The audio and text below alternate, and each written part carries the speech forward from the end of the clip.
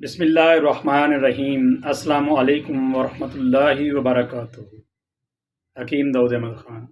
उम्मीद है कि आप सब दोस्त खैरियत से होंगे।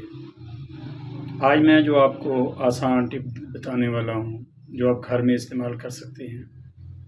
ऐसे दोस्त जिनको खुशक खांसी का मसला हो, खुशक खांसी बार बार आ रही हो और उन्हें इससे तकलीफ़ हो, तो वो क्या करेंगे, उन्होंने अम्बा हल्दी लेनी है और दूसरे नंबर पर है खाने वाला नमक। इन दोनों का वज़न आप एक जैसा ले लें और इसको आप ऑर्डर कर लें।